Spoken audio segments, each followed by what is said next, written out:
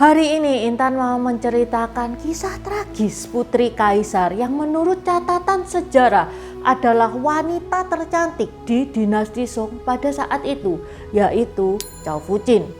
Chow Fuchin ini hidupnya berubah 180 derajat saat dinasti Song itu jatuh ke tangan musuh, yaitu negara Qin. Chow Fuchin diperlakukan secara brutal, mulai pangeran, perdana menteri, sampai prajurit semua ikut menikmati keindahan tubuhnya. Sehingga Chow Fuchin meninggal di usia yang sangat muda, yaitu usia 26 tahun. Sejarah menggunakan 4 kata untuk mendeskripsikan kematian Chow Fuchin, yaitu San Ku Po Le alias lembahnya rusak. Seperti apa sih kisahnya Chow Fuchin ini? Tajian ni hao, namaku Intan. Selamat datang di channel aku Dynasty. Buat teman-teman yang mau mendukung channel Dynasty ini supaya channel Dynasty ini bisa lebih baik lagi, bisa lebih maju lagi, teman-teman bisa mendukung via Saweria yang linknya Intan taruh di deskripsi. Dukungan sekecil apapun itu berarti banget buat Intan, dan di Saweria itu teman-teman nanti bisa menulis message-nya bisa berupa support, pertanyaan, atau request video, dan semua message yang masuk via Saweria akan Intan bacakan di video berikutnya. Okay, let's start. Intan mau bahas kisahnya Chow Fuchin ini semi nggak tega, tapi karena kisah ini terkenal banget makanya Intan ceritakan. Sampai ya kisah Chow Fuchin ini menimbulkan trauma buat generasi-generasi berikutnya, menimbulkan trauma terutama buat kaisar terakhir dinasti Ming, yaitu Kaisar Zhongzhen. Di akhir masa pemerintahan dinasti Ming, saat dinasti Ming kalah dengan pemberontakan petani miskin yang diprakarsai oleh Zhang Xuanzong dan Li Zhezheng, Kaisar Zhongzhen ini dia itu sampai membunuh putrinya sendiri sebelum dia sendiri bunuh diri. Dia nggak mau nasib anaknya itu berakhir seperti nasibnya Chow Fuchin. Sekarang gimana sih nasib ceritanya Chow Fuchin ini? Kisah Chow Fuchin ini itu lebih menyayat hati daripada kisah anak dari Kaisar Zhongzhen. Chow Fuchin itu anak dari Kaisar dinasti Song, yaitu Kaisar Huizong, dan dari 30 putrinya Kaisar Huizong dia paling cantik. Bahkan dia adalah putri tercantik, wanita tercantik di dinasti Song pada saat itu. Kalau Intan itu pernah membahas Kaisar dinasti Tang, Kaisar Taizong, Kaisar dari dinasti Han, Kaisar Han Wudi. Mereka itu kaisar yang handal, kaisar pinter, kaisar bertalenta. Tapi tidak semua kaisar seperti itu. Ada loh kaisar yang gak bisa mimpin, bodoh, itu juga ada. Salah satu kaisar yang namanya nggak bagus ya Kaisar Huizong ini. Dia itu nggak bisa mimpin negara dan dicap bodoh oleh masyarakat Tiongkok. Jangankan memimpin negara, melindungi keluarganya sendiri aja nggak bisa. Kaisar Huizong itu sayang banget sama Chow Fuchin ini. Bahkan saking sayangnya Kaisar Huizong sama Chow Fuchin ini, dia menikahkan Chow Fuchin dengan anak dari perdana menterinya, yaitu Cai Qing. Anaknya Cai Qing yaitu Cai Tiao. Jadi nikahnya dengan Cai Tiao ya guys ya. Cai Qing ini yang namanya perdana menterinya Kaisar Huizong. Kenapa kok dinikahkan dengan perdana menteri? Ya karena perdana menteri itu pasti tinggalnya itu deket-deket istana. Kita aja kalau misalkan kerja pengennya kerja yang deket-deket sama rumah, iya kan? Kalau Chow Fuchin dinikahkan dengan kaisar dari negara lain, ya bakal sulit ketemu. Kalau dinikahkan dengan perdana menterinya pasti gampang banget untuk ketemu. Dari pernikahannya dengan Cai Tiao ini, Chow Fuchin dikaruniai 2 anak. Sampai cerita ini kehidupannya Chow Fuchin itu baik-baik saja, sangat bahagia. Pernah Cai Qing itu terlibat dalam korupsi, dan menurut RUU hukuman untuk korupsi pada saat itu adalah menghukum 9 keturunannya. Tapi karena saking sayangnya Kaisar Huizong sama Chow Fuchin ini, dia cuman menghukum Cai Qing, dia tidak menghukum Cai Tiao. Suaminya Chow Fuchin itu dia tidak dihukum. Malah Cai Tiao itu dikasih pangkat menggantikan posisinya Cai Qing.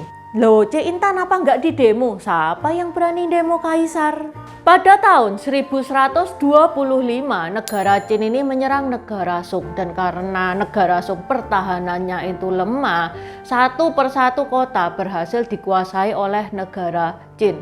Sampai suaminya Chao Fuqin pun, Cai Tiao, dia ikut berperang dan tewas. Kemudian negara Qin berhasil mengepung istana. Pada saat itu pemimpinnya negara Qin ini bilang, ini gimana, kamu mau menyerah atau aku mau masuk ke istanamu? Untuk mengulur waktu, Kaisar Huizong itu ngasihkan pejabat-pejabat yang bersalah, pejabat-pejabat yang ngedapat hukuman, terdakwa seperti itu, sekeluarga dikasihkan ke negara Qin untuk mengulur waktu aja. Dan berhasil guys, negara Qin ya bisa diam untuk sementara waktu. Salah satu pelayan yang diserahkan untuk negara Qin yaitu pelayan Li. Dari pelayan Li ini, Wanyan Chongwang yang merupakan pangeran dari dinasti Qin itu akhirnya tahu ada cewek yang namanya Chao Fuqin. Oh, itu cantik itu tuan, paling cantik sak negara Song. Wanyan Chongwang penasaran dong. Akhirnya Wanyan Chongwang ini dia minta ke Kaisar Huizong untuk menyerahkan putrinya yang yaitu Chao Fuqin itu. Awalnya ya Kaisar Huizong nggak mau dong. Masa itu putri kesayangannya diserahkan kepada penjajah. Tapi Perdana Menteri dari Kaisar Huizong itu mendesak Kaisar Huizong untuk menyerahkan Chao Fuqin ke negara Qin. Ya kita gak ada pilihan lagi tuan, ini kita mau nyerahkan atau mati semuanya. Ini loh tuan, yang diserahkan itu kan terdakwa pejabat-pejabat yang bersalah memangnya. Lah mau nggak mau, Chao Fuqin itu juga salah satu keluarga dari Perdana Menteri Cai Qing. Ya memang dia sudah sebenarnya itu diserahkan kepada negara Qin. Dengan berat hati akhirnya Kaisar Huizong menuruti keinginan menteri-menterinya. Nah, Chao Fuqin dikasih tahu gitu, dia langsung trauma dong, dia langsung gemeteran, nangis.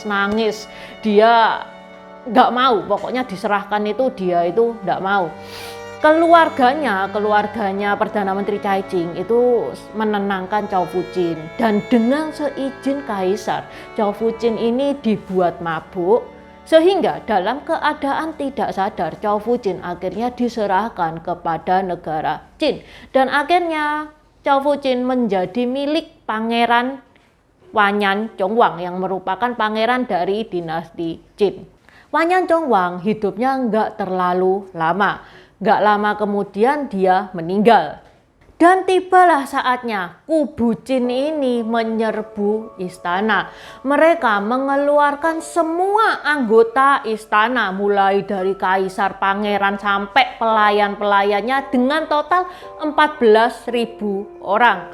Mereka diarak ke ibu kota Qin. Selama perjalanan itu banyak yang tewas ya karena dehidrasi, kelelahan. Sampai di ibu kota Qin itu mereka melakukan ritual gembala kambing. Apa itu ritual gembala kambing? Itu ritual yang dalam sejarah itu paling memalukan, itu penghinaan terbesar dalam sejarah.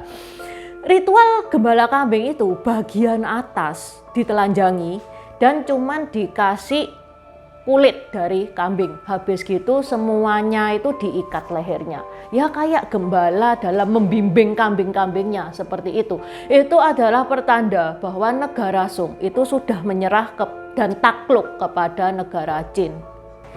Banyak wanita yang tidak kuat mengikuti ritual gembala kambing ini. Ya gimana cara kuatnya lah, wong zaman dulu itu pakaiannya tertutup banget. Ngeliatin siku aja malu, apalagi suruh toples seperti itu. Sehingga banyak yang melakukan bunuh diri habis melakukan ritual gembala kambing ini, termasuk salah satunya adalah Permaisuri Chu yang merupakan istri tercantiknya Kaisar Huizong.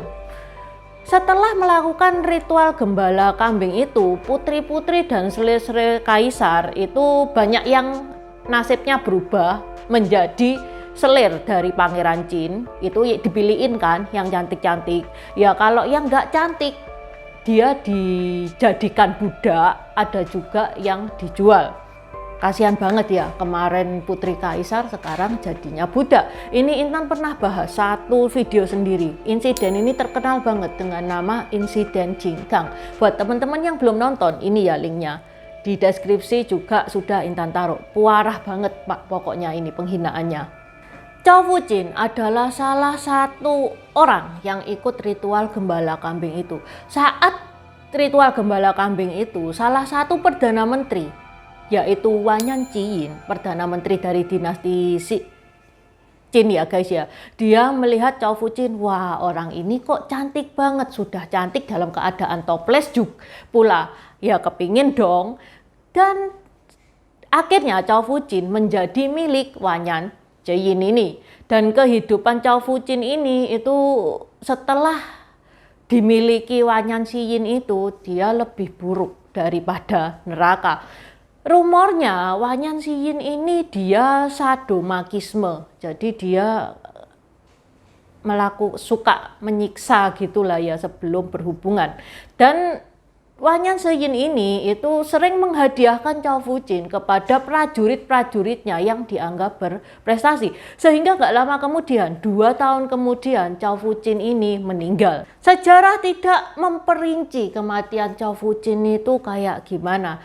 Dia cuman mendeskripsikan kematian Chow Fuchin dengan 4 kata, yaitu Sanku Pole alias lembahnya rusak. Bisa jadi Chow Fuchin ini bunuh diri. Bisa jadi juga Chow Fuchin ini tewas karena disiksa. Ini kasihan banget ya guys ya, kecantikannya justru malah membawa petaka.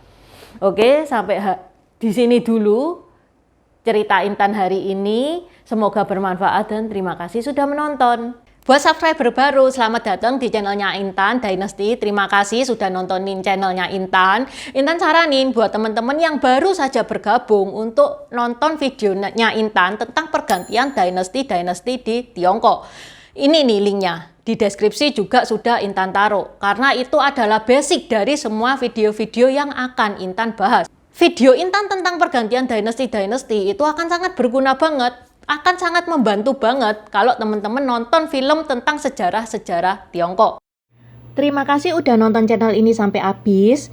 Dukung aku terus berkarya dengan klik subscribe dan bunyikan lonceng di bawah ya guys.